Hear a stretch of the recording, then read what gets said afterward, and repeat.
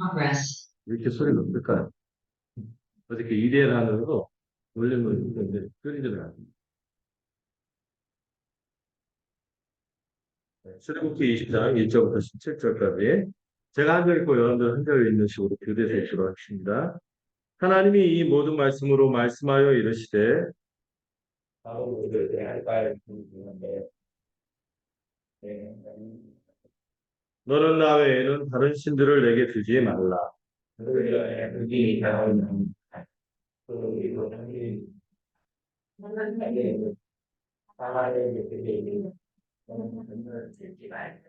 그것들에게 절하지 말며 그것들을 섬기지 말라. 나 내 하나님 여호와는 질투하는 하나님인즉 나를 미워하는 자의 죄를 갚되 아버지로부터 아들에게로 3, 4대까지 이르게 하거니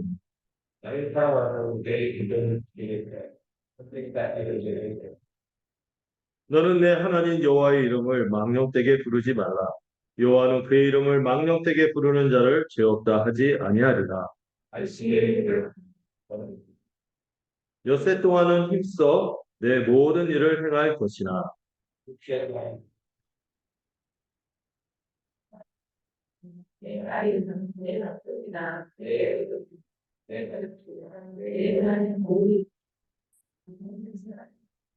이는 엿새 동안에 나 여호와가 하늘과 땅과 바다와 그 가운데 모든 것을 만들고 일곱째 날에 쉬었습니다. 그러므로 나 여호와가 안식일을 복되게 하여 그날을 거룩하게 하였느니라.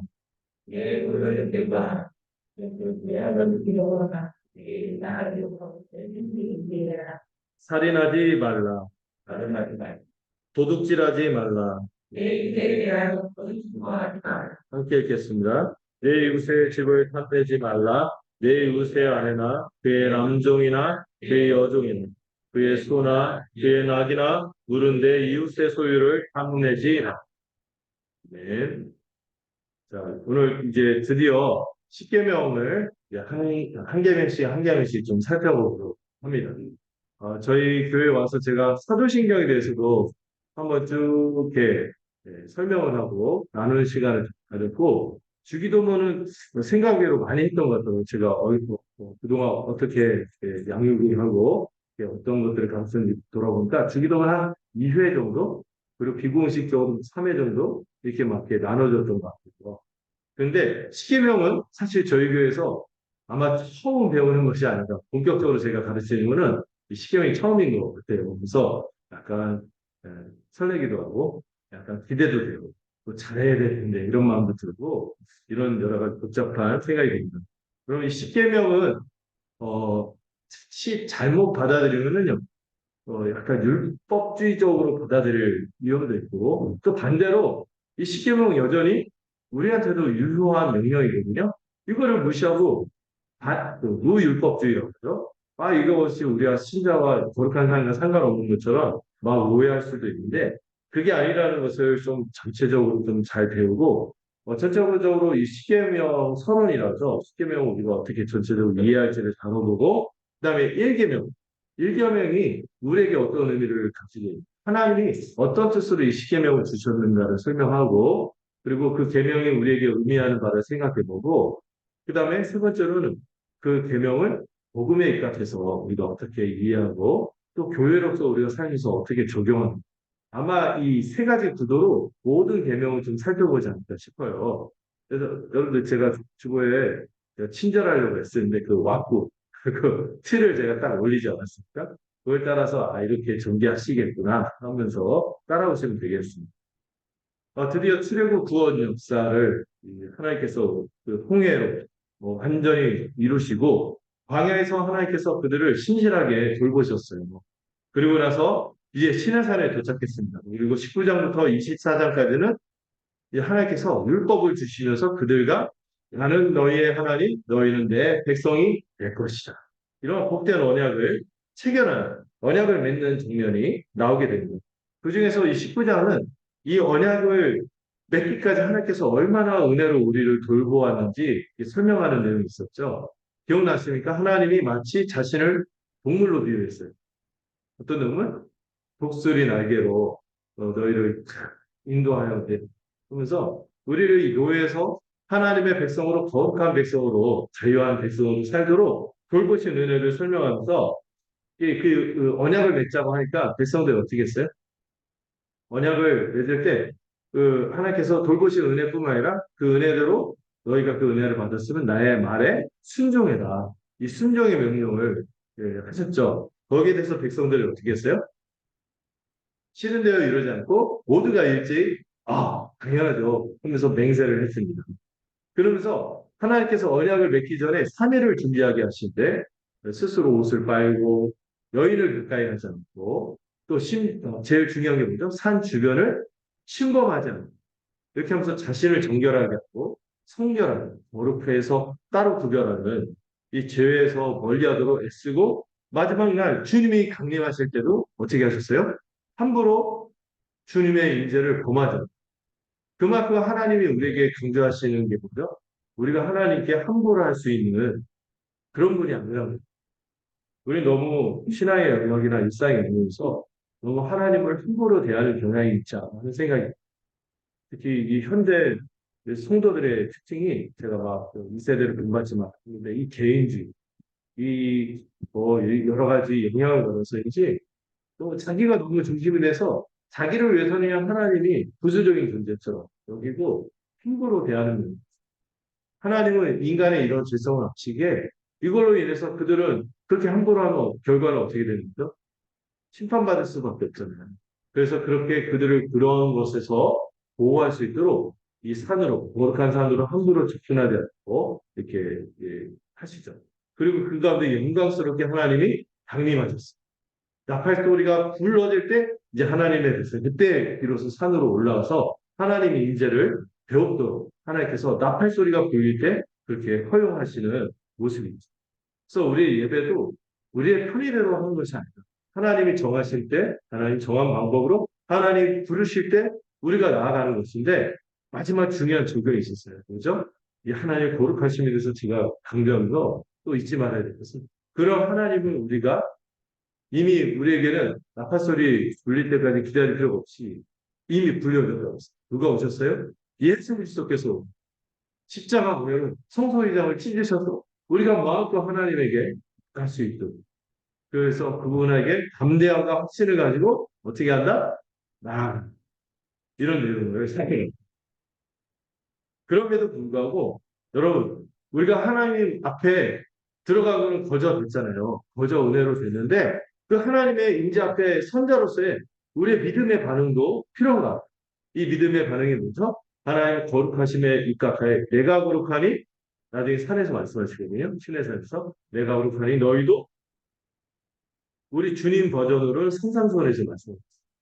아버지의 온전하신 것처럼 너희도 온전하라. 그렇기 위해서 이미 거저받은 은혜에 합당한 삶을 살기 위해서 우리가 거룩한 삶을 살아야 되는데 이 시장 제목이 중요하죠. 하나님이 구원하신 백성에게 구원 안 받은 백성에게 율법을 주고 율법 지키면 구원해 주겠다가 아니에요. 많은 분들이 이런 식으로 오해해요. 십계명을 지켜야 내가 구원받지. 아니에요. 이미 구원하셨어요. 구원받은 자 그들에게 하나님께서 구원받은 자로서 합당한 거룩한 백성의 모습을 기대하십니다. 그러면서 율법을 주신 것입니다. 여러분 우리를 구원한 이 하나님의 백성이 얼마나 영광스러운지 우리를 향한 하나님의 비전을 삼중의 정체성으로 설명했어요. 기억나세요? 세굴라 하나님의 소중한 보배 같은 존재 소유 그 다음에 구약에서는 제사장 나라라고 했지만 신약의 표현이 더 좋아. 왕 같은 제사장 우리를 삼아주셨고 세 번째로 거룩한 백성 하나님께 구별되어서 그 누구도 누려보지 못한 거룩하신 하나님께 나아가서 그분의 임재 가운데 교제하는 그런 존재가 된 것이죠. 그런 존재들에게 주신 말씀이 바로 뭐다? 십계명이에요. 여러분 우리가 알아야 될까요? 몰라야 될까요? 당연히 알아야겠죠. 하나님의 백성으로서 하나님의 백성다운 모습이 이런 거구나 하는 것을 아는 거죠. 자, 십계명 서론을 볼 때 먼저 제가 약간 삼위일체적 구조로 이 십계명을 이야기해서 세 가지를 썼죠. 십계명은 누구의 말씀? 하나님의 말씀. 두 번째로 이 십계명을 비롯한 모든 율법을 누가 성취하셨어요? 그리스도께서 다 성취하셨어요. 근데 예수님은 성취했고 우리는 아무것도 안 해요. 아니에요. 우리도 주님 안에서 이 십계명을 이루며 살 수 있어요. 그때 누가 역사하세요? 성령님이 역사하시. 이렇게 삼중의 삼위일체적 구조로 이 십계명을 이해하는 게 굉장히 유익할 것 같아요. 근데 이렇게 한 줄 썼는데 사실 이 내용이 많습니다. 그래서 약간 좀 설명을 더 할게요. 여러분, 십계명 하나님의 말씀인데요. 여러분, 이 십계명을 영어로 commandment 해서 이 명령 이렇게 번역을 하는데 사실 라틴어로는 데칼로그라고 해서 10개의 말씀들, 명령이라기보다 10개의 말씀들, 데카가 10개고 로그가 말이거든요. 데칼로그. 데칼로그라는 표현 어디서 들어보셨나요? 데칼로그라고 이 십계명을 설명하는데 이 10개의 말씀들이라고 하는 거죠. 하나님의 백성으로 부르시고 구원받은 자로서 마땅히 살아갈 삶의 모습을 명령으로 주신 것이기도 하지만 그보다는 하나님께서 우리에게 너희는 구원받았으니 이렇게 사는 게 마땅하다 하면서 주신 겉면의 말씀이거든요. 말씀. 명령 이전의 말씀입니다. 그러니 이 십계명을 여러분들 잘 배우면 어떻게 될까요? 우리가 하나님의 백성으로 어떻게 하면 잘 살아갈 수 있는지 이 삶의 지침이 여기에 다 녹아들어 있어요. 그리고 이 말은 다시 뭐죠? 우리가 하나님 백성으로 정말 사람답게 정말 하나님의 백성으로 정말 복스럽게 복되고 멋지게 살 수 있는 모든 원리가 어디에 있다? 십계명에 들어있는 거죠. 이걸 왜 이제 가르쳤을까요? 그럼 빨리 가르쳤어야 했는데 근데 먼저 복음을 잘 배워야겠다는 생각이 있었어요. 이거 좀 미뤘죠. 여러분, 이 십계명은 우리가 당연히 마땅히 지켜야 할 의무와 책임이 있는 것입니다. 말씀이기도 하지만 명령이죠. 그리고 신약에서도 여러분, 신약에서 어떤 분을 오해해요. 예수님 율법을 다 이루셨고 다 저주 받으셨다 했기 때문에 우리는 할 게 없어. 그러니까 우리는 막 살아도 돼. 이런 오해가 어디 있습니까? 여전히 구약에서도 하나님의 백성이고 신약에서도 우리가 하나님의 통치를 받는 백성이에요. 전혀 우리가 못 지킨 건 예수님께서 대신 값을 치르고 그리고 우리가 살 수 있도록 예수님께서 우리를 새롭게 만드셨잖아요. 그렇게 새롭게 살아가야 될 삶의 이 내용이 당연히 있는 것이며 그런데 구약과 다른 게 있죠. 구약 때는 우리가 애써 보려고 하지만 돼요, 안 돼요? 안 돼요. 주구장창 제사 드리면서 하나님의 은혜를 구하는 수밖에 없었어요. 근데 신약 때는 뭐가 다른지 아세요? 성령이 우리를 도우십니다. 그리고 더는 그 이전에 그리스도 안에서 이미 우리가 완전히 새로운 존재가 되었다. 그래서 이 은혜 언약이라고 하나님 베푸신 이 은혜 언약을 이 예수님 덕분에 완전히 성취됐어요. 그럼에도 불구하고 여러분들 이 모세는 은혜 언약이기도 하지만 무슨 언약? 행위 언약의 측면이 있어요. 여러분 구원은 은혜로 받지만 우리가 하나님의 백성으로서 이 세상에서 다음 세상에서도 우리의 삶을 지배하는 동일한 원리가 있어요. 그게 뭐예요? 이 십계명에 나타나는 원리예요. 네, 하나님의 백성으로서 어떻게 살아가야 하는가? 이 사랑의 삶, 거룩한 삶을 규정하는 게 뭐다? 십계명이에요. 십계명. 십계명은 너무나 중요해서 기독교의 세 가지 틀이라죠. 사도신경, 주기도문, 십계명. 믿음, 소망, 사랑. 이렇게 이해하면 됩니다. 기독교의 3대 기둥이죠. 다시 한번 강조하지만 이게 국가로서 하나님의 백성으로서 하나님 나라를 살아가는 삶의 원리이기 때문에 명령으로 주어진 측면이 있어요. 그래서 은혜와 언약 같지만 실상 그 내용을 들여다보면은요 은혜로 주시는 여러분 그걸 알 수 있는 게 이 십계명 주시고 나서 곧바로 이 십자 후반도 그렇고 뒤에 어떤 규정이 바로 나오는지 아세요? 계명만 딱 주면은 여러분 십계명 한 계명도 우리가 제대로 지켰을까 생각하면 그냥 대충 생각하면 내가 괜찮게 지킨 것처럼 생각할 수 있죠. 부자청년처럼 제가 어렸을 때부터 다 지켰어요. 근데 예수님 두 마디 딱 하니까 깨갱 하고 이제 불순종하고 웃는 게 드러났잖아요. 십계명만 주면은요 우리는 납작 엎드릴 수밖에 없어요. 죄인이에요. 그래서 주님이 주신 게 뭐예요? 하나님이 십계명만 주시지 않고 뭘 주십니까? 이렇게 계명을 어겨서 하나님 앞에 설 수 없는 우리 죄인이 하나님께 나아갈 수 있는 예배의 방편을 주신 거예요. 그게 뭐예요? 제사를 주셨어요. 그래서 여러분들 율법에 보시면은 3분의 1이 제사에 대한 규정. 우리가 못 지킬 걸 아는 거예요. 또 우리가 지키려고 일부 흉내내도 곧바로 이 죄에서 벗어나지 못하는 걸 지기 때문에 이 제사를 함께 주신 것이죠. 그런데요, 구약에는 그래서 제사의 은혜를, 대속의 은혜를 의지하면서 이렇게 조금씩 나갔다면은, 예, 그 신약 때는 좀 달라졌어요. 우리가 매번 제사를 드릴 필요가 없어요. 누구를 통하여? 예수 그리스도를 통하여 영광관의 제사가 되면서 우리의 이 계명을 어길 때 하나님께서 때로 우리가 거룩하게 살라고 우리를 다듬어 왔어요. 교정하시고 징계도 하셨지만 우리를 내치지는 않는다. 무엇 때문에? 십자가를 완전히 씻어줘서 용서를 받아서 영단번에 이, 이 영단번의 속죄의 은혜로 말미암아 우리가 정죄를 다시는 받지 않습니다. 그리고 그것만 있는 게 아니에요. 그 구약에서 제사 제도가 있었잖아요. 제한적이지만 약간 비슷하지만 좀 한 번에 다 이루어졌다는 측면이 다르지만 신약 때는 정말 다른 게 있어요. 우리가 그리스도 안에서 옛사람이 이미 죽었고 새 사람이 살아났잖아요. 그 말은 무슨 말이에요?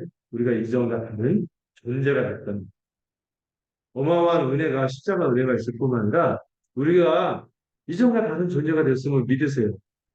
나는 이제 새롭게 새 존재가 되었기 때문에 여러분 이 새 언약이 얼마나 이 옛 언약과 비교하면은 돋보이는지 몰라요. 너무 돋보여요. 우리의 마음을 변화시키고요. 우리 존재를 완전히 새롭게 하는 이 은혜로 말미암아 우리가 계명을 접할 때 어때요? 구약 때는 아유 넌 죽었구나. 에이 부담스러워. 안 지키래. 이렇게 가게 돼 있어요. 아니면은 조금 지켜놓고 내가 지켰구나. 근데 제 계명의 실상을 잘 모르고 교만함에 빠지거나 아니면 그냥 눌려갖고 이럴 텐데 이 새 언약이 임하고 나서는 우리는 이 계명을 못 지키는 존재들. 근데 이미 주님께서 다 값을 치르셨어요.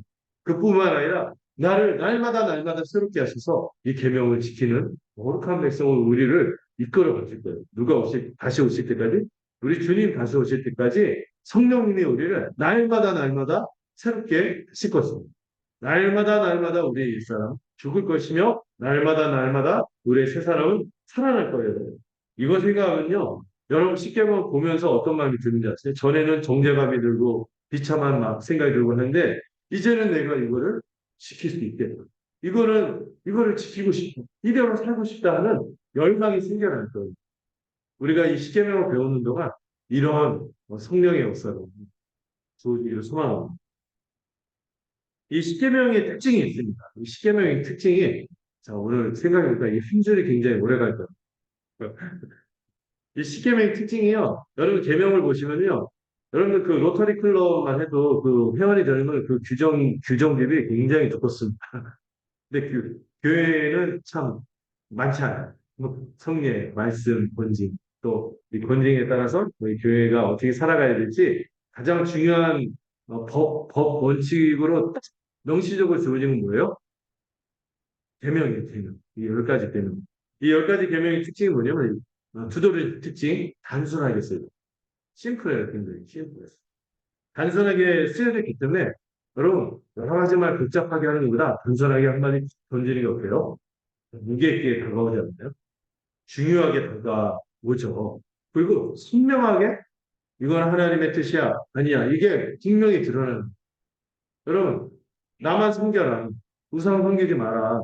내 이름을 거룩하게 예배할 것이며 안식일 그 정한 날에 하나님이 정한 날에 정한 방식으로 꼭 예배를 제대로 드려야 한다. 이 말에 토달 수 있어요? 그냥 이거는 순종이나 불순종이나 두 개밖에 없는 단순하게 들고 있어요. 선명하게 이해하도록 한 것이죠. 그리고 또 하나 생각할 수 있는 게 단순하지만 그 의미가 우리의 삶 속에 들어오면서 굉장히 우리의 삶이 복잡하고 다양하잖아요. 여기서 관통하는 어떤 원리가 되어서 여러 가지 상황 속에서 확장해서 적용할 수 있게끔 굉장히 농축되어 있다. 아주 농축되어 있는 원액 같은 거 요리에 탁 떨어뜨리면 어떻게 돼요? 그 전체 맛이 달라지잖아요. 그런 것처럼 십계명도 그런 성격이 있어요. 단순하게 쓰여졌으나 정말 우리의 삶 전체를 관통하는 특징이 있습니다. 그렇기 때문에 여러분 십계명의 말씀을 보면은 뭐뭐 하라보다 사실 뭐가 더 많아요? 하지 말라가 많죠. 그럼 하지 말라 이것만 안 하면 되겠네 하면 될까요? 나중에 예수님이요 산상수훈에서 그렇지 않다는 것을 알려주셨어요. 살인하지 말라. 살인만 안 하면 되겠네. 알고 보니까 살인만 안 하면 되는 게 아니었어요. 그 하나님의 형상이 다른 사람을 존귀하게 여기고 그의 생명을 존중하고 그에게 함부로 명예도 깎지 않고 함부로 공격적으로 대하지 않는 것도 하나님의 뜻이라는 것을 설명하는 거죠. 그래서 하지 말라 하면 거기서 하지 말면 되겠네. 끝나는 게 아니에요. 하지 말라는 그 뜻의 그 원리를 따라 우리가 뭘 더 해야 된가?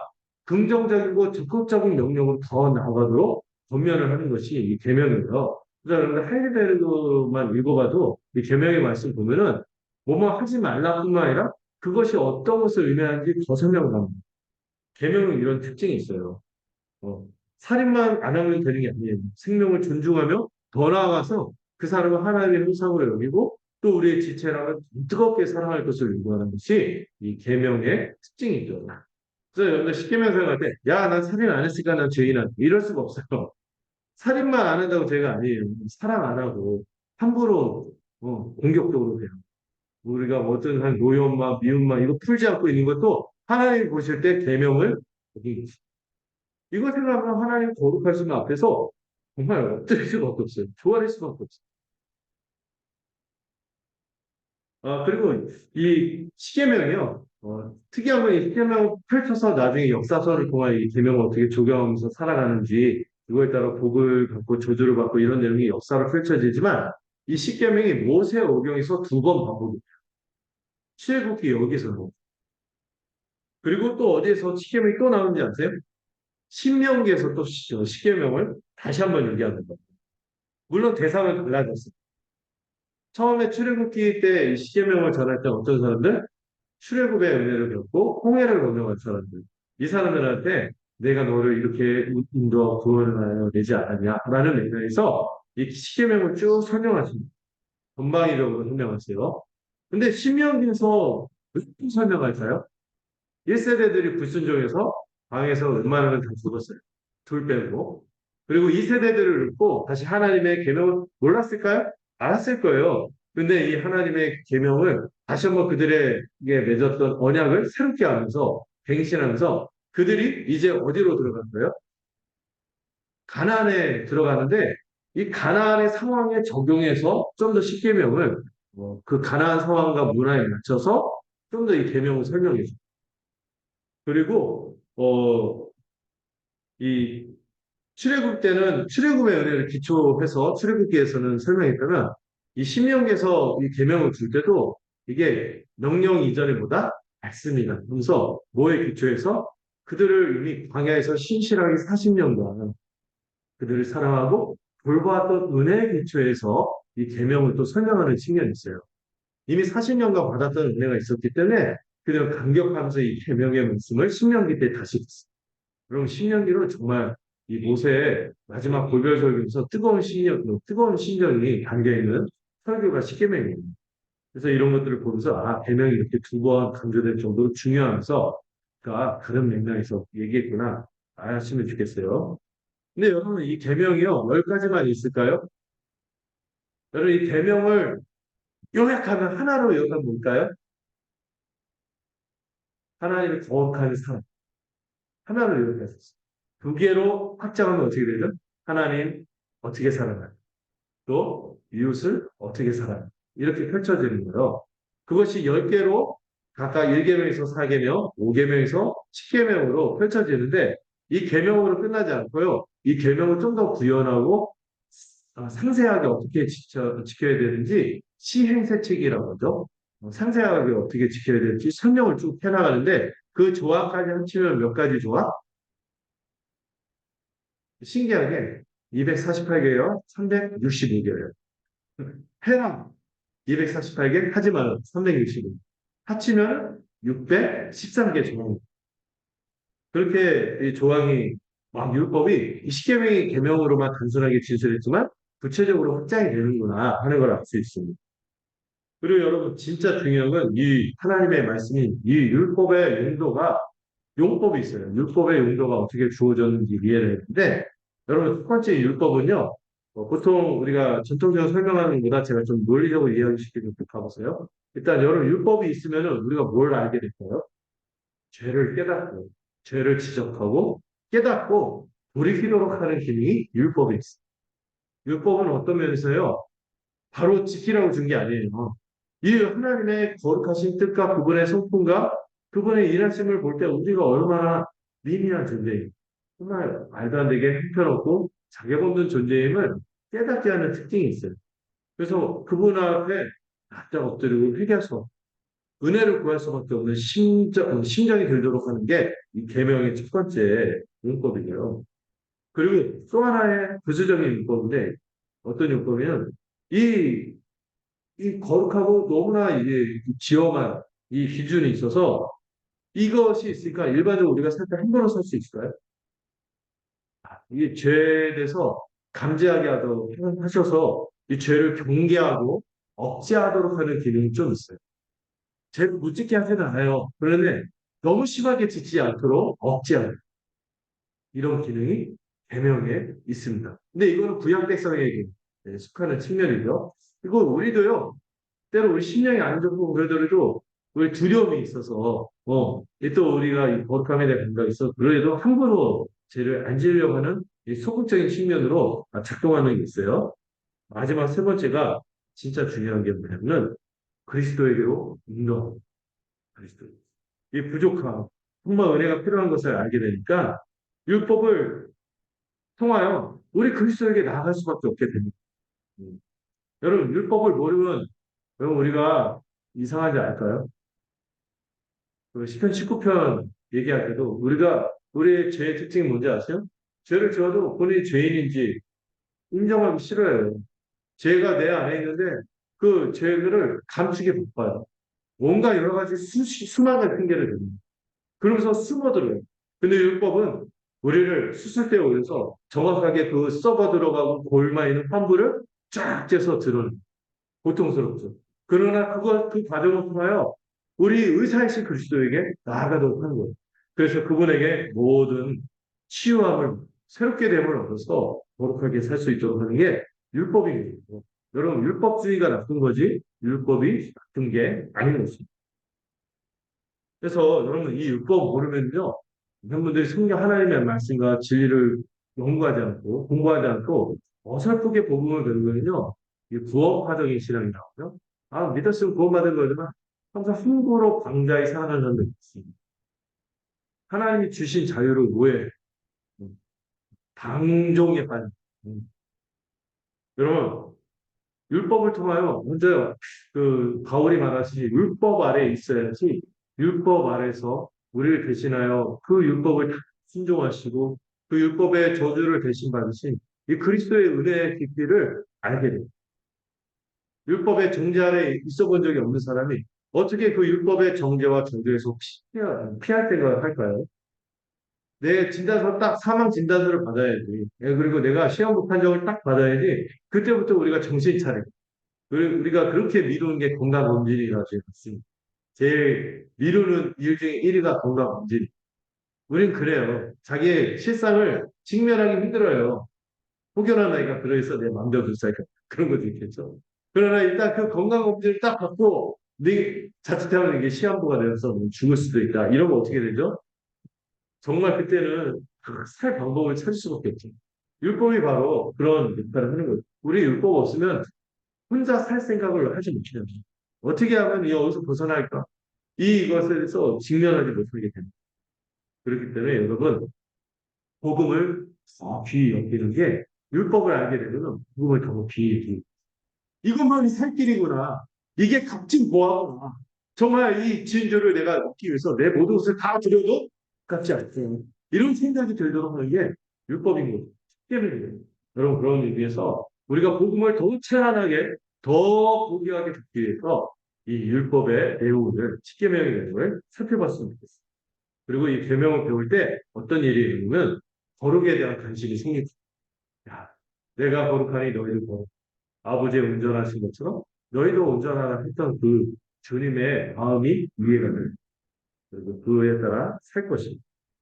두 번째로 하나님의 말씀이라고 하면서 제가 쭉 설명해서 이 계명을 성취하신 그리스도, 율법을 성취하신 그리스도에 대해서 말씀드리려는데 여러분 예수님이 오셔서 예수님이 오기 전에 누가 있었죠? 사람들을 가르치던 사람들, 뭐 바리새인들을 비롯한 랍비들, 율법을 안다고 하면서 서기관들 가르쳤는데 제대로 가르쳤나요? 엉터리로 가르쳤어요. 하나님의 말씀인데 사람의 기준으로 잣대로 함대로 왜곡했습니다.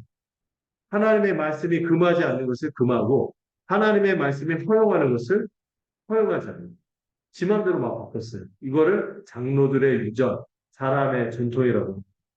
근데 우리 주님이 오셔서 이 계명과 율법이 어떤 의미를 갖고 있는지 참된 의미를 알려주셨습니다. 하나님이 원하시는 거룩한 삶이 어느 정도까지 나아가야 하는지를 우리 주님이 오셔서 계시해 주신 거죠. 그게 정말 선명하게 드러난 게 뭔지 아시죠? 마태복음 5장에서 8장까지, 7장까지. 한사서 보면요. 세상의 어떤 윤리 규정보다 이거보다 더 수준 높은 거 발견하기 어렵다. 이 정도로. 우리의 마음까지 들여다 원수까지도 사랑하는 말이 이게 어디까지 깊이 있는지 정말 납작 엎드릴 수밖에 없어요. 어설프게 복음 배우고 내가 믿었으니까 구원받았지 이럴 수가 없는 거예요. 내가 정말 어떤 죄인이 이런 감당할 수 없는 은혜를 받았구나. 이거를 누리게 하는 게 이 계명의 은혜를 선명하게 드러낸 세상 소원이죠. 기준이 뭐예요? 대충 우리끼리 봤을 때 내가 좀 더 열심히 하지 괜찮지 이럴 수 있는 기준이 아닌 거예요. 아버지의 온전하심처럼 너희도 온전해. 쟤들이 막 지킨다고 자기 의로 삼는 거 있지. 그거보다 너희의 의가 더 나아야 돼. 사람의 의가 아니라 하나님의 의를 너희가 가진 자가 돼. 근데 이거 우리가 못 가지. 그래서 우리가 그리스도가 필요한 거예요. 여러분 기뻐하십시오. 근데 우리 예수님이 오셔서 이 십계명을 비롯해서 모든 율법을 다 지키시기 위해 이 세상에 오셨습니다. 그리고 바울이 그런 얘기를 하죠. 율법 아래, 여자 아래 나셨을 뿐만 아니라 율법 아래 나서서 우리의 새로운 대표로서 우리가 누구 때문에 망했어요?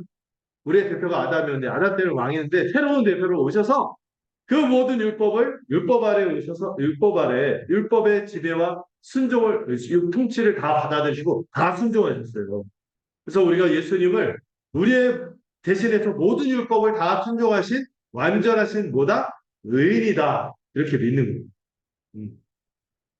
그렇게 우리의 새로운 대표가 계실 수 있었고 우리 역시 모든 언약의 의무를 다 이루셨습니다. 또한 예수님은 우리 대신에 의무만 이루면 되는 게 아니죠. 언약에는 의무만 있지 않고 위반했을 때 그 대가를 치러야 돼요. 저주를 받아야 돼요. 그 예수님께서 우리 대신 언약의 저주, 율법의 저주를 다 짊어지셨어요. 대신 담당하셨어요. 그리고 십자가에서 외치셨죠. 테텔레스타이 다 이루었다. 그 모든 계명의 요구를 다 이뤘을 뿐만 아니라 너희가 이 계명에 미치지 못하여 당할 이 영원한 형벌 심판의 저주를 내가 다 치러노라 이렇게 얘기하신 것이 이거를 우리가 두 개로 제사함과 칭의 은혜를 고백하는 것이죠. 다시 한번 말씀드릴게요. 우리가 이 십계명을 지켜서 우리가 구원을 받거나 구원을 이루어가는 게 아니에요. 이미 주님께서 우리에게 구원을 이루셨어요. 새로운 출애굽 십자가의 은혜로 우리가 완전히 구원을 받았어요. 그리고 우리는 이 십자가의 은혜에 합당하게 구원받은 자로서 계명을 지켜나가는 것입니다. 이 그리스도의 이 성취를 누리는 것이며 그분의 공로를 누리는 것이며 감사하며 우리가 이거를 지켜나가는 것이죠. 근데 그런 게 있어요. 근데 그럼에도 불구하고 이 감사가 없이 이 계명을 안 지키고 함부로 하는 자들은 저는 그 출애굽의 은혜를 누린 자가 맞나 질문을 던져야 된다고 생각하는 거예요. 그리스도가 정말 연합한 질문을 던져야 하는 것이죠. 연합한 자는 반드시 거룩의 열매가 나타난다고 했거든요. 성령의 도우심으로 열매를 맺는다고 했거든요.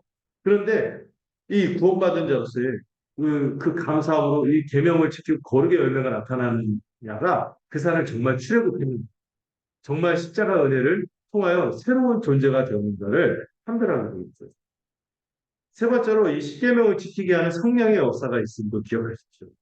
우리는요 이미 그리스도 안에서 모든 율법을 다 지킨 것으로 여겨진 사람들이에요. 믿습니까? 그리고 우리가 믿을 때 성령께서 우리를 그리스도와 연합하게 하십니다. 그래서 그리스도의 모든 것을 누리도록 지금도 은혜를 베푸세요. 이걸 믿음으로 우리는 향해야 됩니다.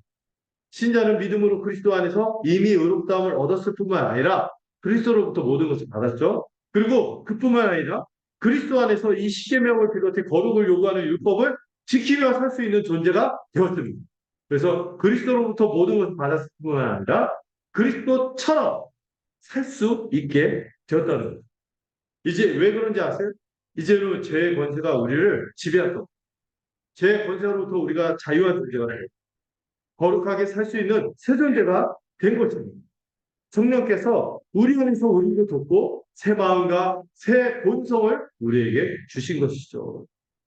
그래서 여러분들 안에 거룩함에 대한 소망이 있습니까? 거룩함에 대한 거룩하게 살겠다는 다짐과 의지가 마음에 듭니까? 이 계명을 내가 지킬게요. 그리고 하루하루 결단하며 살아갑니까?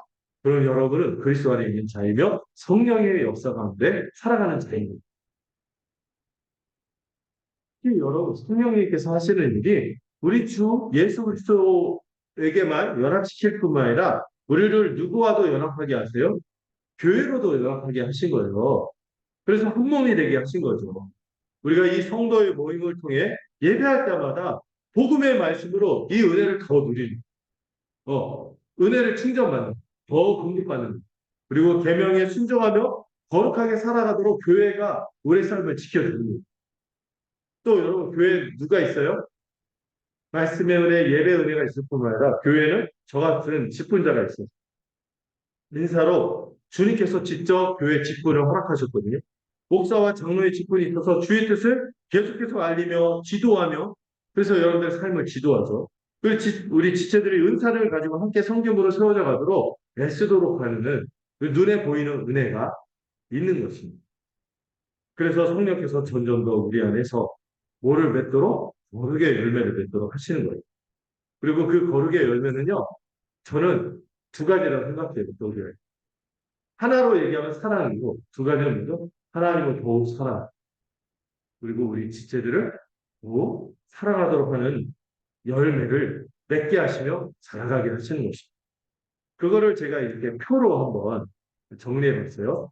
여러분, 십계명의 내용을, 이 구조를 주보에 올렸죠. 그 구조를 보면은 서론이 있습니다.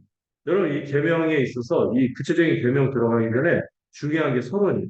오늘 19장에서도 구원의 은혜를 얘기했는데 20장에서도 이 1절, 2절까지 뭘 설명해요? 하나님이 그들에게 어떠한 은혜를 베푸셨는가를 설명하고 나서 3절부터 계명이 나오기 시작하는 거예요. 여러분, 우리가 계명을 순종할 수 있는 이유와 이 계명을 순종해야 할 전제가 뭐예요? 하나님께서 우리를 구원하셨다는 사실이에요. 이거 지키면 구원을 줄 게가 아니에요. 내가 이미 구원하였으니 이 계명을 지키도록 하라 하면서 이 구원의 은혜가 강력한 전제, 이유인 것입니다. 이걸 명심하셔야 돼요. 그리고 1계명부터 4계명까지는 뭐에 대한 하나님을 어떻게 사랑할 것입니다. 그것이 핵심이 뭐예요? 예배. 예배에 대한 규정이에요. 예배에 대한 규정. 여러분, 10계명 중에서 2계명부터 4계명까지가 뭐예요? 예배에 대한 규정인 것입니다. 우리가 어떻게 하나님을 예배할 것인지. 첫 계명은 뭔지 아세요? 우리가 예배할 유일한 오직 하나님만 섬겨. 유일한 대상. 예배의 대상이 유일하다는 것을 고치고 두 번째 계명이 뭔지 아세요? 이상하게 하나님을 섬기지 말고 우상 같은 거 만들어서 섬기지 말고 하나님이 정한 방식대로 바른 방법으로 예배하라. 세 번째로 이 예배를 드리기 위해서는 우리가 합당한 제사를 취해야 되는데 그게 뭐예요? 하나님의 이름을 거룩히 여기며 망령되이 일컫지 말고 영광을 돌려야 한다. 우리 예배의 태도가, 애티튜드가 중요하다는 거예요. 이 예배의 태도와 자세가 어떠한지 3계명에서 얘기하는 거고 그리고 네 번째 계명이 뭐죠? 안식일을 거룩히 지키라는 것은 계명이기도 하지만 여러분 복입니다. 모든 날이 고통스러운 노동의 소외 속에서 고통 속에서 살았는데 그날만큼 하나님이 주신 것들을 선물로 누리며 안식을 누리는 날로 주신 거예요. 그리고 이것을 신앙으로 고백하며 우리가 왜 하나님께 예배해야 하는지를 이 안식일을 통하여 그 이유를 알게 됩니다. 안식일. 왜 우리가 하나님께 예배해야 됩니까? 하나님 우리에게 안식을 주죠. 그 이유를 마음에 새기며 지켜나가는 것입니다. 그러면 5계명부터 10계명부터는 일상, 우리의 일상이 어떻게 이웃을 사랑하면서 예배하는 자로서 예배하는 자에 합당한 삶으로서 일상을 어떻게 살아가는가가 5계명에서 10계명인데 부모를 공경하라는 것은요. 부모 공경뿐만 아니라 하나님이 정하신 권위가 있죠. 여러분 부모님한테도 함부로 하는데 하나님께 어떻게 잘하겠어요? 이런 부분에서 우리가 이 권위와 순종의 문제에 대해서 어떻게 잘 할 것인가. 요즘 세상은 권위를 무시하기 때문에 이 하나님의 뜻을 알기 어려워. 하나님을 높여드리고 거룩한 예배를 드리는 모습 보기 어려운 게 이 권위의 문제에 순복하는 것을 힘들어하는. 그리고 두 번째는 일곱 번째가 뭐죠? 여섯 번째가 육계명이 살인하지 말. 이걸 생명을 존중하는. 하나님께서 이 생명을 지으시고 특히 사람은 하나님의 형상으로 지었기 때문에 이걸 귀하게 여기라는 존중하는 거죠. 일곱 번째 계명은 간음하지 말라는 것은 뭐예요? 언약 관계, 특히 가장 우리에게 주신 근본적인 언약 관계가 뭐죠? 우리를 교회 삼으신 것도 언약 관계지만 그것만큼 중요한 게 뭐죠? 가정을 허락하셨고 결혼을 허락하셨잖아요. 이 결혼 관계를 신실하게 지켜나가 언약 관계를 존중. 여덟 번째 뭡니까? 도둑질하지 말라는 뭐예요? 다른 사람이 정당하게 노동하고 그 사람이 정당하게 얻은 이 재산들을 함부로 침해하지 말라는 하나님이 정하신 질서 아래서 열심히 일했고 하나님이 주신 그 축복인데 이것을 왜 네가 개인의 것으로 뺏어가냐? 안 된다. 아홉 번째 계명은 뭡니까? 이 거짓 증거는 주로 이제 재판 때 하는 건데 어떤 사람의 이웃의 명예를 함부로 침해하지 말라는 이건 뭐예요? 명예를 존중하다. 열 번째 계명은 뭡니까? 다른 것들은 구체적인 행위들인데 열 번째만 그 마음을 규정해요. 뭐죠? 탐심. 탐심에 대해서 얘기해요. 내 이웃의 것을 탐내지 마. 특별히 이 욕망의 방향이 우리가 누구를 향해서 가야 돼요? 이 탐심은 영어로 디자이어인데 똑같이 욕망이고 우리의 욕망이 사실 누구에게 가야 돼? 하나님을 향해서 우리 지체들을 향해서 사랑하는 마음으로 가야 되는데 이 첫 번째 계명은 이 욕망의 방향이 누구에게 가는 거예요? 자기 것으로 하기 위해서 자아로 향하는 것이. 이 욕망의 방향은 어떻게 할 것인가? 이런 식으로 좀 원리화해서 이 계명들을 압축해서 이해할 수 있을 것 같아요. 썩 괜찮죠? 자, 그런데 여러분들 이 모든 계명들이 다 중요하지만 이스라엘 백성은 전통적으로 이 계명을 이해할 때 어떤 게 더 중요하다고 받아들였을까요? 앞에 나와 있는 순서들, 앞에 나와 있는 순서일수록 중요하다고 받아들였어요. 더 중요한 계명으로 받아들였습니다. 사실 이 모든 계명은 1계명 안에 다 들어있어요. 다 들어있지만 이 근본적이고 중요한 계명으로 차례차례 받아들였습니다. 그래서 그 순서를 보면은 하나님을 사랑하고 그 다음에 사람을 사랑하고 그 다음에 우리의 재산에 관한 내용들이 쭉 나와 있어요. 물질이나 하나님 허락하신 내용들, 선물들, 하나님, 사람, 그리고 하나님이 허락하신 우리에게 이 재물들, 선물들을 얘기하는데 여러분 생각해 보세요. 이게 하나님이 정하신 살아가는 삶의 원리인데 세상의 원리는 어떻죠? 이게 전도됐어요. 뒤집어졌어요. 세상은 재물을 더 귀히, 눈에 보이는 것들을 더 귀히 여기고 사람을 우습게 여기고 제일 밑바닥에 누가 있어요? 하나님은 아랑곳하지 않죠. 이 세상의 원리를 생각할 때 이 계명의 원리가 정반대로 흘러가는 걸 알 수 있습니다. 이스라엘 백성은요, 이 계명을 적용할 때 1계명부터 6계명 같은 경우는 위반하면은요, 곧바로 사형에 처했습니다. 여러분 예배에 대해서 얼마나 중요하게 여겼는지 아시겠죠? 1계명부터 6계명까지는요, 위반한 것이 적발됐이 곧바로 사형에 처했어요. 예배를 그만큼 귀히 여겼습니다. 그리고 7계명부터는 케이스가 좀 달라져요.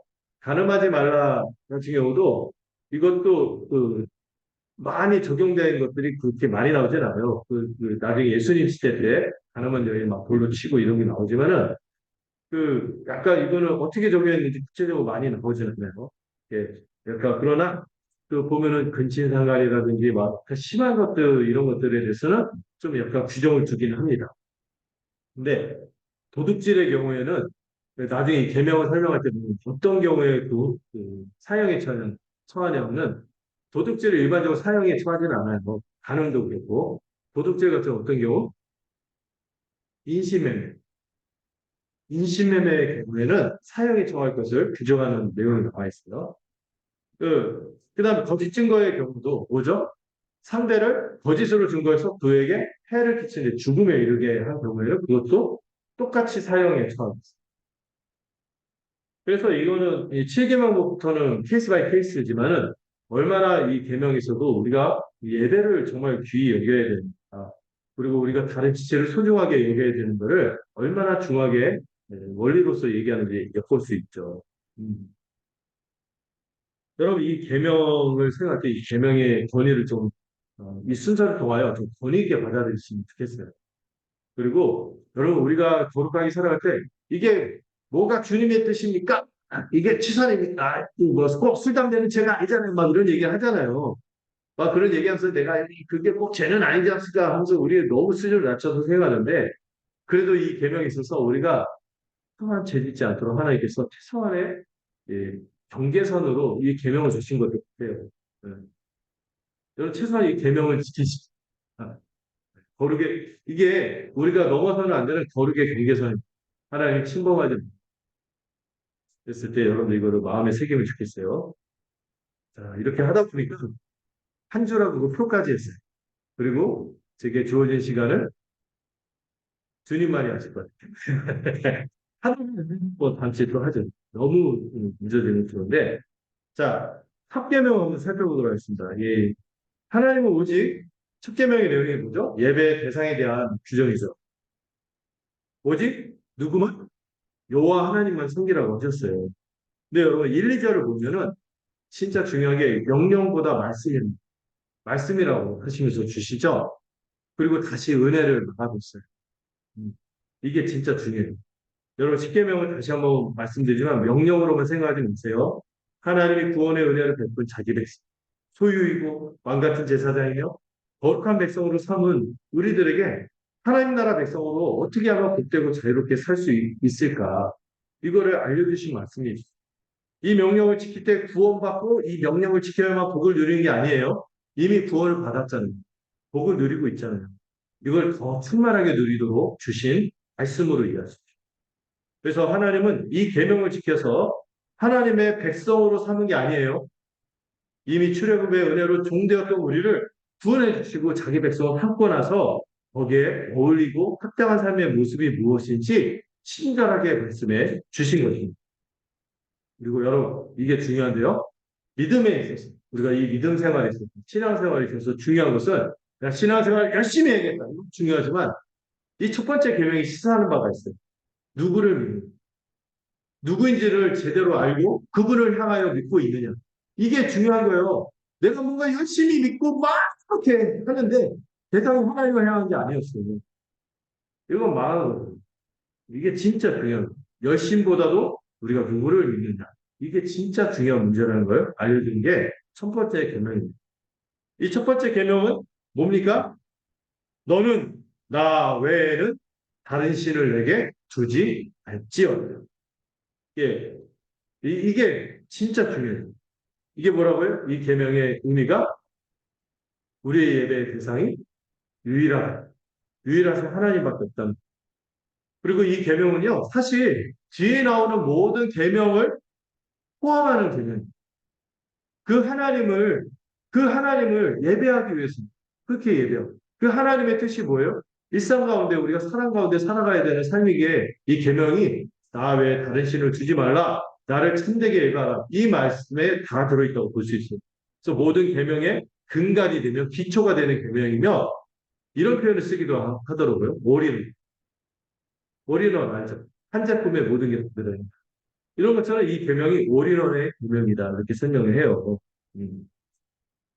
여러분 왜 이 계명을 우리가 지켜야 합니까? 그 이유를 생각해야 돼요.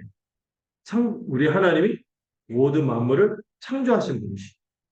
그리고 창조하시면서 우리에게 복 주시기 위해 창조하셨지만 이 복 주시면서 그분이 기대한 게 뭐죠? 창조하신 목적이 그분이 예배를 받기 위해. 모든 피조 세계가 존재하는 이유가 뭐예요? 우리 생명이 붙어 있는 이유가 뭐예요? 하나님을 예배하기 위함입니다. 여러분, 이건 전제예요. 이거 부정하면은 정말 문제가 있는 것이다.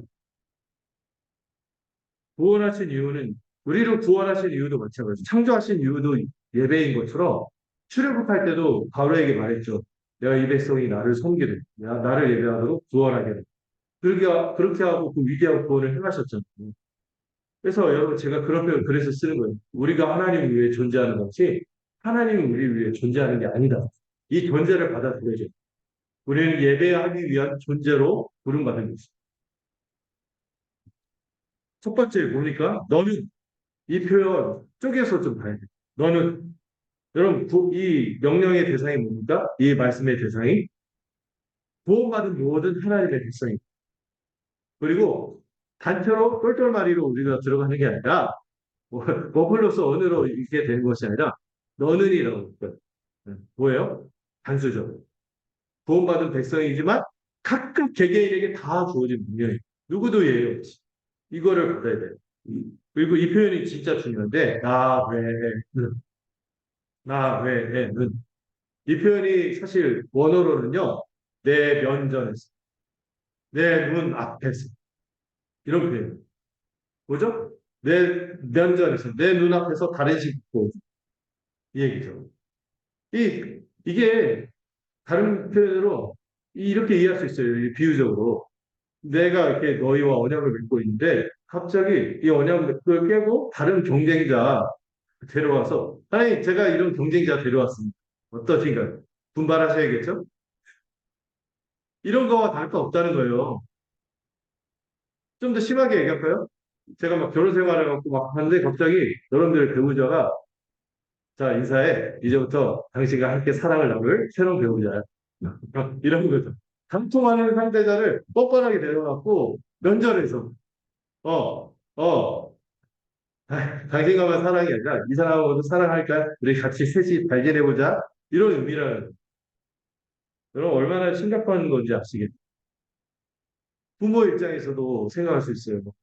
오히려 뭐 여러분들 막 숨겹게 막 20년 대학 보내고 막 그냥 전체 빼면서 대학 보내고 막 이렇게 했더니 얘가 어느 날 딱 졸업하고 왔더니 이제 제 부모님은 그 여러분이 아니라 저의 그 스폰서를 새로 얻은 분이 저를 도와드리겠어요. 그래서 이제 부모님 버리고 저분들을 제 부모로 삼고 살겠어요. 여러분, 이 계명이 얼마나 참 당연하고 이거 어기는 게 어떤 의미인지 아시겠어요? 참담한 거예요, 참담한 거. 다른 신을 내게 두지 말지어다. 이 표현을 좀 이해해야겠죠. 여러분, 이 다른 신을 내게 두지 말지어다. 이거는 뭐냐면은 다른 하나님과 방불할 어떤 다른 경쟁할 만한 신이 있다는 얘기가 아닌 거 아시죠? 어. 그런 있지도 않는 신을 내 앞에서도 너는 내 앞에서 존재하지도 않는 신이나 우상 같은 거 만들어 갖고 예배하지 마. 이 얘기예요.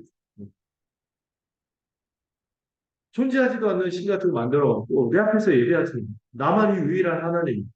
이런 있는 거죠. 여러분 이런 요구를 할 수 있는 거는 하나님 우리에게 이 언약을 맺는 은혜를 베푸시기 전에 우리를 창조하셨고 우리를 구원하셨잖아요.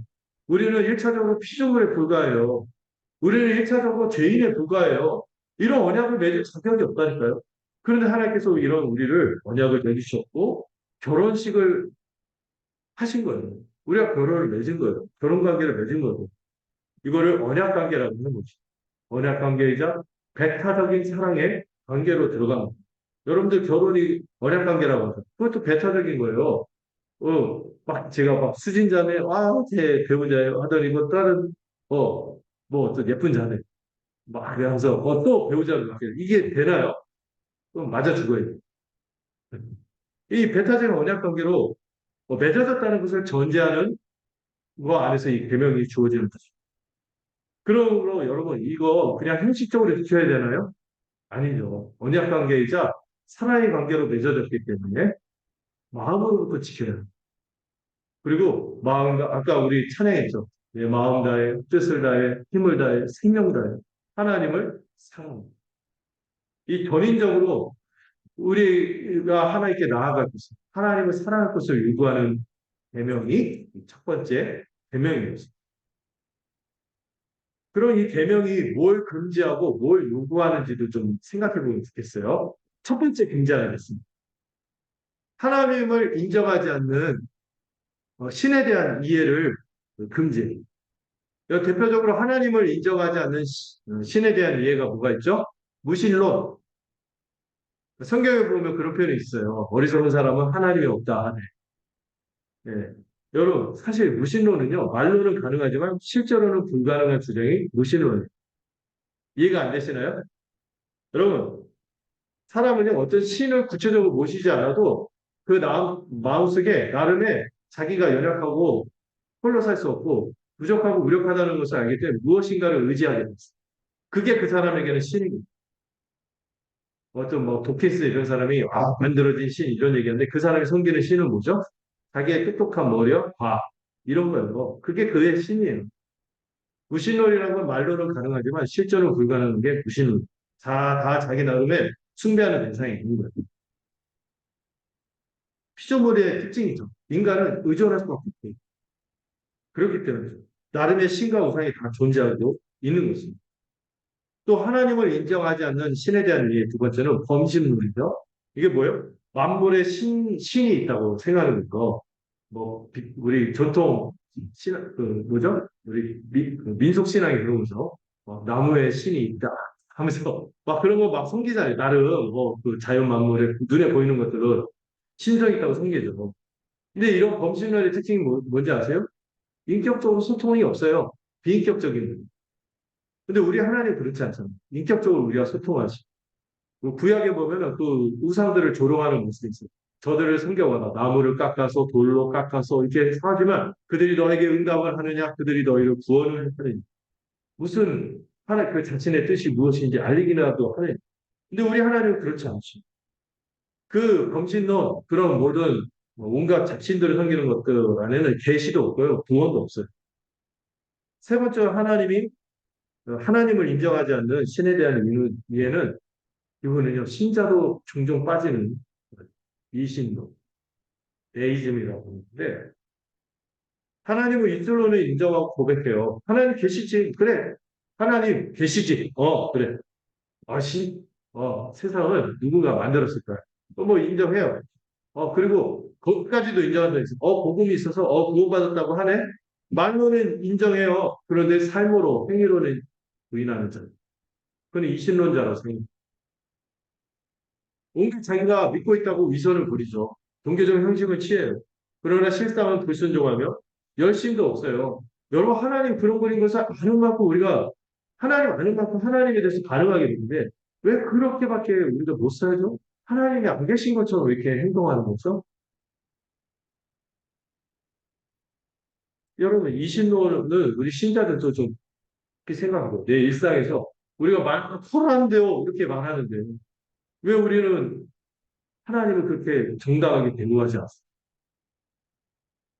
이런 것들 생각할 때 그런 거죠. 이런 하나님을 인정하지 않는 신에 대한 이해가 첫 번째 금지라면 두 번째 금지하는 게 우상을 예배하는 것이. 이 우상을 예배하는 것은 결국엔 두 가지인데요. 두 가지 중에 하나예요. 자아를 숭배하든지 피조물을 숭배하든지 둘 중에 하나에 걸리게 돼 있어요. 우상은요. 하나님 아닌 것은요. 반드시 두 가지 중에 하나로 흘러요. 자기 자신을 숭배하든지 아니면은 어떤 하나님이 아닌 다른 어떤 피조물을 숭배하는 여기에 걸리게 되는 거죠. 이걸 예수님이 복음을 제시하면서 싸웠던 내용이 이 복음과 맞서는 우상숭배가 뭔지 아세요? 자기 의와 세상 탐욕입니다. 신자에게서는 이 자기 의와 세상 탐욕이 하나님 앞에 대명을 어기는 우상숭배의 모습입니다.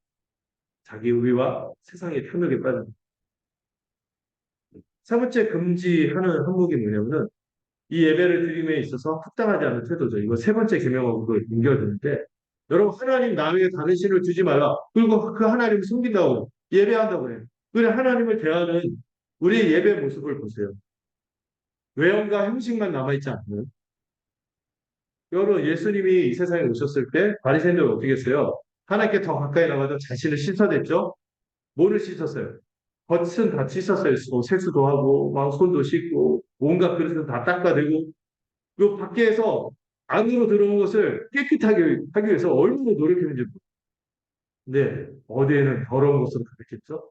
정작 그들 안은 더러운 것으로 가득했어요. 종교적 외양을 갖췄지만 뭐 헌금도 내요. 예배도 드려요. 그런데 예수님이 말한 게 있죠. 합한 채와 박하온 해양을 드렸지만 너희는 뭐는 버렸다? 하나님이 정작 원하시는 너희 안에 새 마음으로 하나님께 나가야 된다. 의와 인과 신은 버렸다. 정의와 사랑과 이 신실함을 버리잖아요. 이게 우리의 모습입니다. 종교적 외양을 갖췄지만 하나님을 사랑하는 마음도 없고 지체를 향한 마음도 없고 늘 안에 그걸 늘 정당화. 이 합당하지 않은 태도가 외형과 형식만 남아있는 것도 있지만 또 하나는 수동적인 태도도 있다고 생각해요. 우리 주님이요, 계시록에서 경고하셨죠. 너희가 라오디게아한테 얘기하죠. 타지도 않고 뜨겁지도 않으니 그 미지근함을 나는 역겨워서 토하여 내치고 이렇게 얘기해요. 여러분 타지도 않고 뜨겁지도 않아요. 차거나 뜨겁거나 쓸만해요. 근데 이건 써먹지 못해. 미지근해. 이 수동적인 태도 이 계명을 어기는 거라고 생각해요. 또 수동적인 것도 수동적인 태도도 문제지만 열광주의도 문제네. 열광주의가 뭐죠? 내용이 없는 헛된 열심. 그저 분위기에 휩쓸리는 거죠. 교회 다니면서 어떤 분들은 안타까워요. 막 교회 이런저런 막 분위기에 휩쓸려서 이게 정말 하나님이 어떤 분인지 생각하고 또 진지하게 배운 계산하고 들어와야 되는데 그냥 분위기에 이렇게 해서 하다가 아우 아닌데 막 이러잖아요. 누가 그랬죠? 예수님 따라다니는 무리들. 떡 먹을 땐 좋죠. 근데 예수님이 나를 따르라 그때는 다도먹었습니다. 이런 열광들. 내용 없는 헛된 열심도 우상숭배입니다.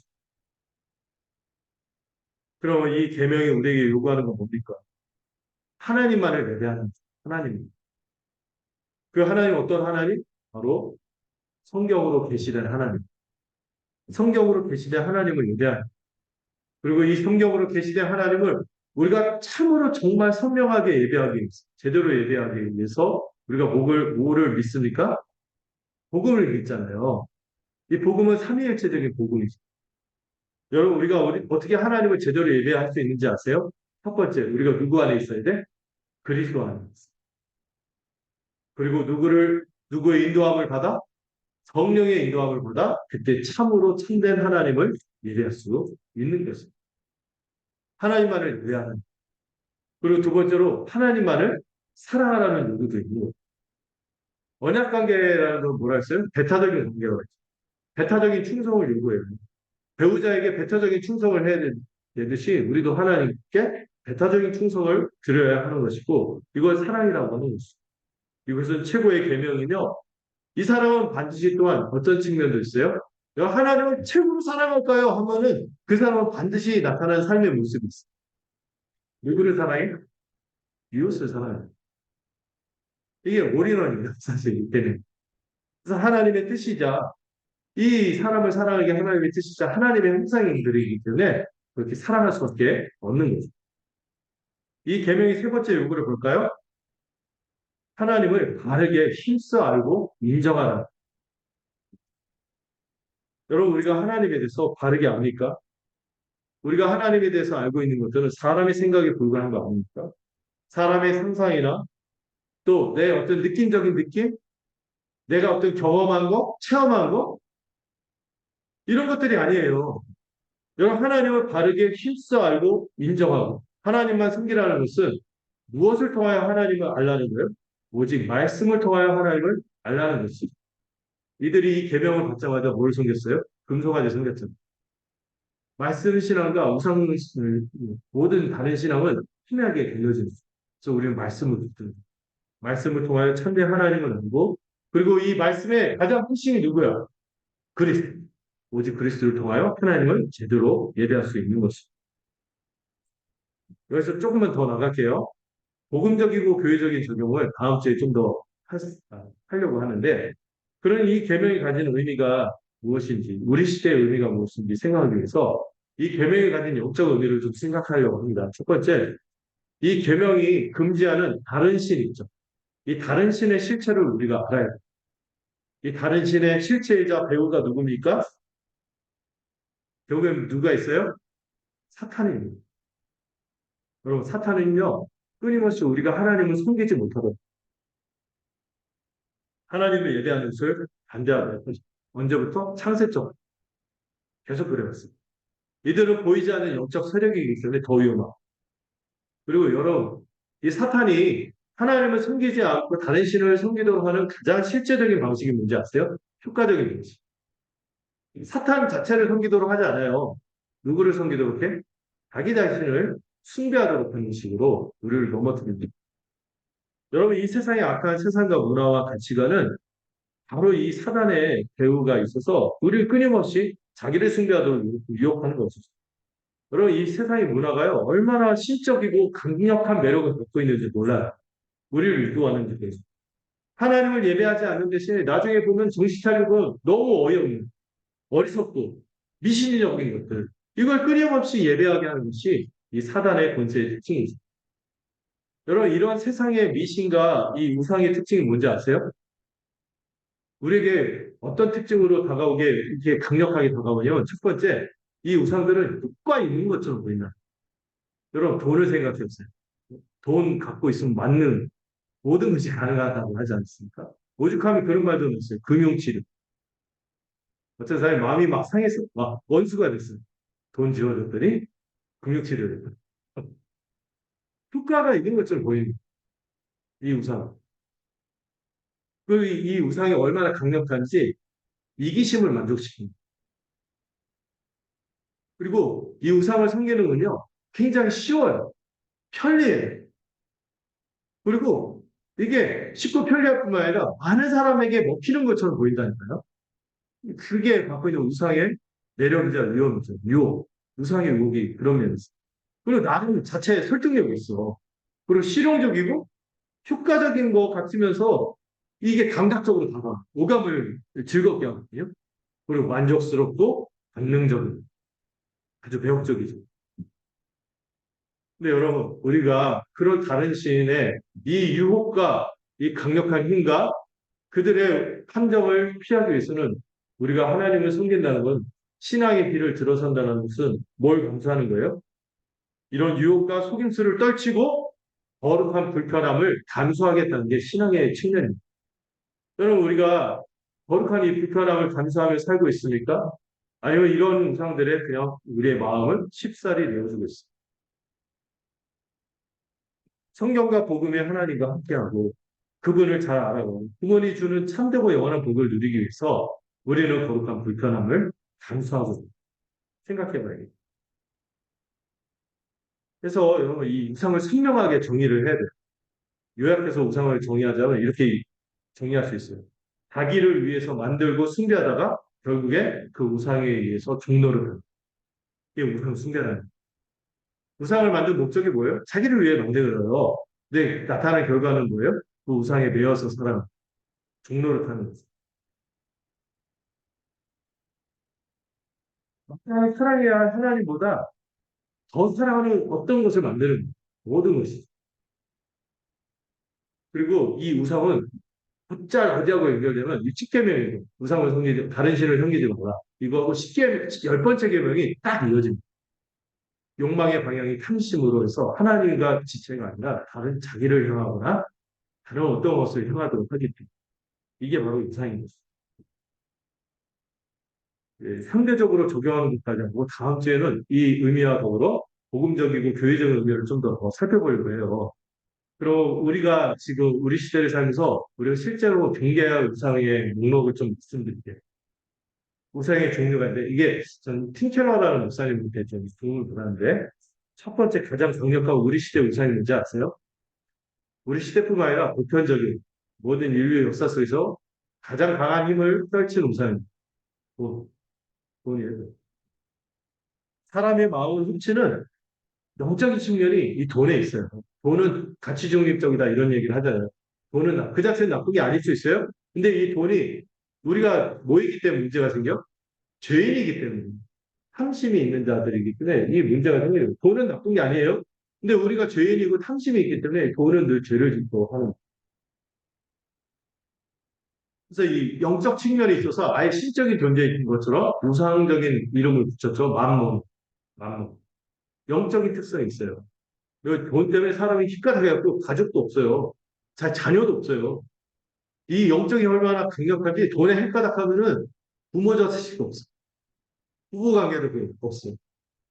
그리고 여러분 일반 악의 뿌리라고 돈에 왜냐하면 탐욕에 빠져서 믿음을 떠나게 합니다. 이 돈이 강력한 힘을 갖고 있죠. 그래서 예수님이 단호하게 말씀하셨죠. 하나님과 돈을 만몬을 동시에 섬기소. 둘 중에 하나 선택해야 돼.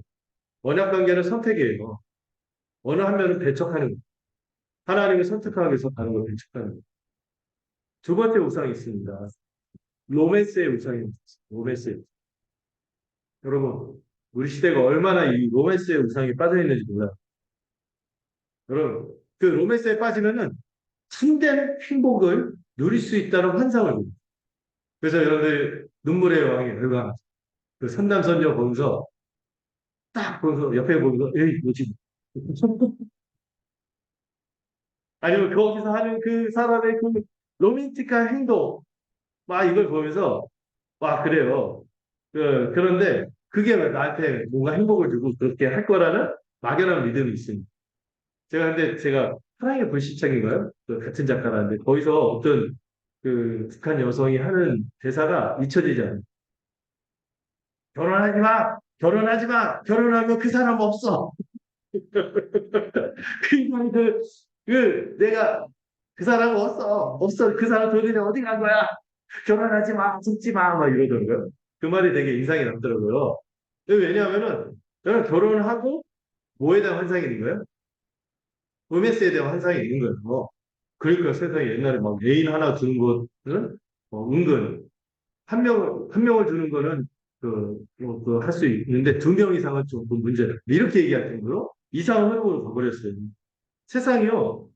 이 로맨스 우상에 빠져서 성적 관계나 어떤 언약 관계가 아닌 다른 대상에게서 참된 만족을 얻고자 합니다. 충만한 경험을 거기서만 얻을 수 있다는 이 환상에 빠지는 거죠. 근데 여러분들 그 환상의 끝이 뭔지 아세요? 그 사람은 없어. 권태와 허무입니다. 절망이죠. 이런 환상에 빠졌으면 절망할 수밖에 없고 거기에 빠질 수밖에 없어요. 여러분 그렇게 사모할 만한 분은 하나님밖에 없어요. 그렇게 로맨스를 충족시켜주고 진정한 마음에 그것을 주는 분은 하나님밖에 없는데 어떤 사람에게서 그런 막 로맨스의 환상을 충족하려고 하면 뭐 요즘 표현 그런 표현을 쓰죠. 현타가 와라. 현타가 올 수밖에 없어요. 그런 예를 잘 보여주는 인물이 있습니다. 그 창세기에 보면 야곱이 그랬습니다. 야곱이 누구한테 꽂혔죠? 레이첼. 라헬한테 꽂혔어요. 근데 라헬을 묘사하는 표현을 보면 굉장히 관능적으로 묘사. 근데 레아는 뭐예요? 눈이 나빴다. 이게 완곡한 표현이에요. 무슨 이성적 매력이 없다는. 근데 야곱이 한 번 결혼했나요? 두 번 결혼하면서 원 플러스 원으로 해서 한 번에 네 명이 생겼는데 처음에 결혼을 했어요. 그러면 원래 정상적인 남녀가 부모를 떠나 연합돼서 온전한 일구일처로 살아야 돼요. 레아하고 살아야 돼요. 근데 이 라반도 이상하고 야곱도 이상하니까 뭐를 얻기 위해서 나이를 얻기 위해서 7년을 수일같이 여기면서 일하는. 그리고 나서 어떤 일이 발생합니까? 그 가정의 굴라이 끄집이 없는 거예요. 그 가장 사랑하는 자식도 잃어버리고 또 아내끼리 얼마나 그 암투, 궁중 암투를 경험하게 얼마나 고통스럽겠습니까?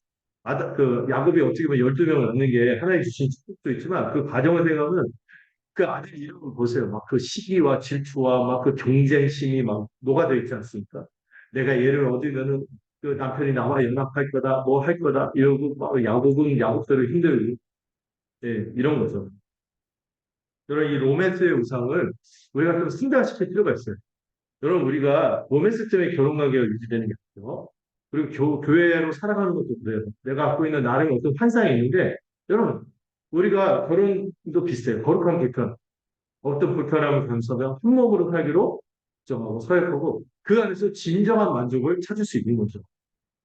이런 헛된 우상에서 우리가 벗어나야 돼요. 세 번째는 성공의 우상이에요. 음.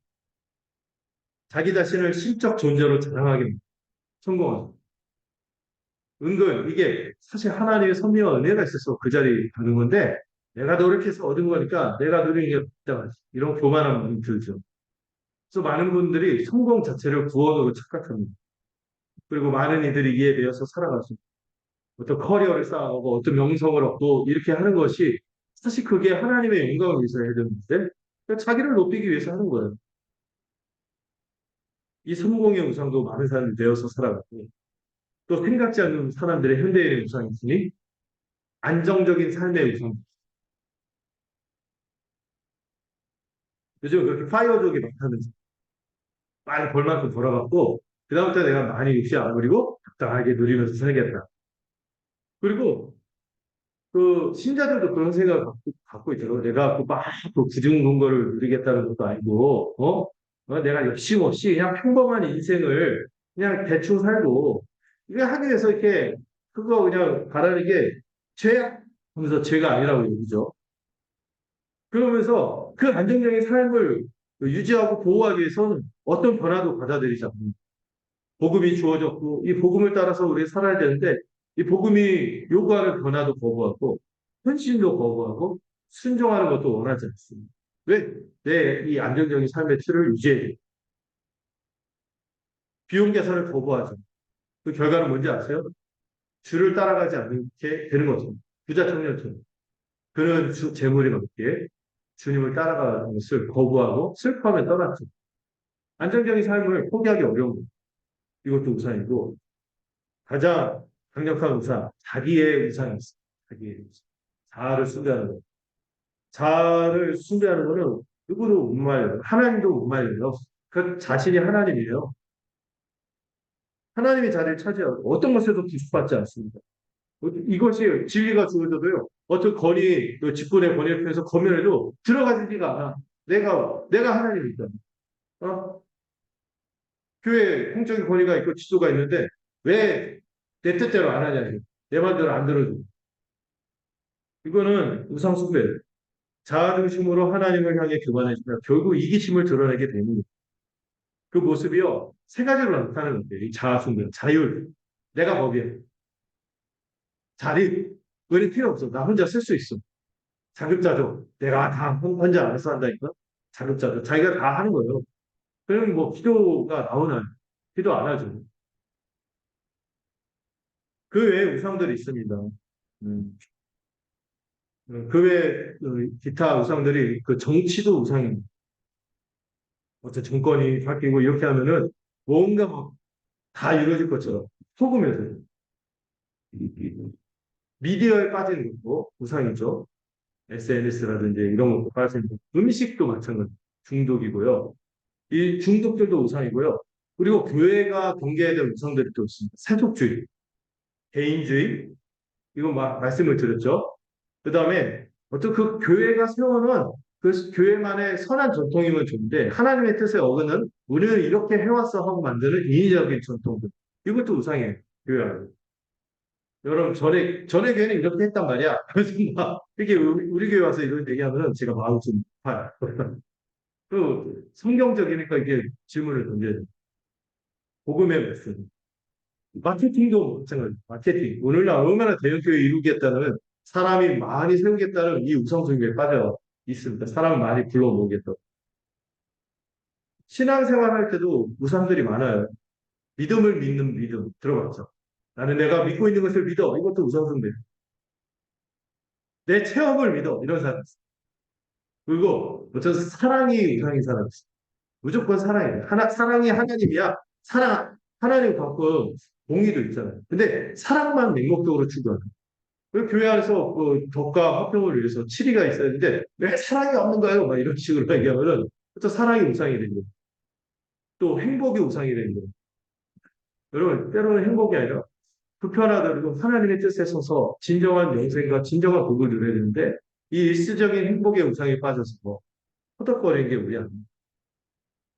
이런 우상들을 생각할 때 여러분 참 우리는 죄인 그래서 우리가 누구가 필요하거든 이런 우상 숭배를 이로 인한 저주를 대신 받으신 우리 주 예수이시 우리 주 예수 그리스도시며 또 우리도 참되게 교회로 살아가면서 예배할 때 이 우상 숭배를 극복할 거예요. 이 자세한 내용들은 다음 주에 살펴보겠습니다. 이 계명도 살짝 보면서 이렇게 좀 계명 그 순서에 내리지 않고 내용들을 함께 다루면서 나가보도록 할게요. 자, 이 시간 함께 잠시나마 기도했으면 좋겠습니다. 이 십계명을 비춰서 생각해 볼 때, 여러분 우리가 하나님의 거룩하심을 얼마나 알고 있었습니까? 이 하나님의 거룩하심을 합당하게 우리가 예배하는 대로 생겨났습니다. 이것들을 조금만 깊이 들여다봐도 우리는 정말 은혜가 필요한 죄인임을 인정하십니다. 오늘도 이 계명을 생각하면서 우리에게 베푸신 이 구원의 은혜를 생각하면 이 우리가 다시 한번 이 계명을 참되게 우리 주 예수 그리스도 안에서 이 계명을 믿으며 함께 교회로 살아가며 북한 백성으로 사는 우리가 되겠다고 간절히 소망하는 기도를 드리고 제가 마무리 기도하도록 하겠습니다. 함께 기도하겠습니다. 하나님 아버지 은혜와 복을 주십시오. 우리에게 주어진 이 계명의 은혜를 생각할 때 우리의 삶의 우상으로 받아들여 있습니다. 하루를 살아도 우리가 정죄를 받을 수밖에 없는 그 죄인임을 인정할 수밖에 없습니다. 그러나 이 계명을 따라서 우리가 살기로 소원하게 하고 이미 우리 주 예수 그리스도께서 우리를 대신하여 이 율법의 저주를 다 받으시고 또 우리 대신 율법을 이루심으로 우리가 거룩하게 살 수 있도록 주님 모든 성취를 이루셨음을 우리가 붙들고 하고 또 우리 안에 거룩한 마음 이 예배하고자 하는 마음 하나님만 참되게 섬기고자 하는 마음 해주소서. 참된 예배자로 우리 안에 새 마음을 주시고 새 존재가 되도록 하시며 성령을 주셨으면 좋겠다. 이를 따라 살기로 작정하고 이 거룩한 계명을 이해하며 주님 앞에 엎드리는 우리 귀한 하나님의 백성들 될 수 있도록 주님 주시옵소서. 역사해 주시옵소서. 하나님 아버지 오늘 이 계명을 통해서 우리 하나님이 어떤 분이신 이 계명을 지킨다는 것이 무엇을 의미하는지를 헤아려 보았습니다. 우리는 하나님 앞에 다른 신을 섬기는 우상 숭배자일 수밖에 없는 그러한 멸망당할 수밖에 없는 죄인임을 인식할 수밖에 없습니다. 하루를 살아도 우리 마음속에 끊임없는 우상이 있습니다. 정말 칼빈이 말한 것처럼 우상 제조 공장처럼 살아가는 것이 우리 힘을 인정할 수밖에 없습니다. 그럼 우리를 대신하여 우리 주 예수 그리스도께서 우리를 대신하여 죽으시고 또 우리로 하여금 참된 예배를 드리고 성전 휘장을 찍고 우리에게 성령을 허락하셨음을 믿고 소망하는 이 시간이 되기를 원합니다. 그리하여 우리의 예배가 정말 주님 앞에서 받음직한 참된 예배가 되게 하시니 이 예배를 가능하게 한 이 복음의 은혜와 성령의 능력을 힘입어 살아갈 수 있는 우리 귀한 지체들 되도록 축복하여 주시옵소서. 또 우리가 주님을 참되게 예배하기 위해서 우리가 빠져있는 이 우상의 위험들을 분별할 수 있도록 은혜 내려 주시옵소서. 돈의 우상, 성공의 우상, 로맨스의 우상, 이 자기의 우상, 온갖 여러 가지 우리의 마음을 휘젓고 우리를 유혹하는 것들에서 벗어나서 참으로 우리가 마땅히 사랑해야 할 하나님의 영광을 바라보는 그 영광을 따라 살아갈 수 있는 우리 귀한 지체들 될 수 있도록 축복하여 주시옵소서. 예수님의 이름으로 기도드렸습니다. 함께 찬양 322장 드리도록 하겠습니다.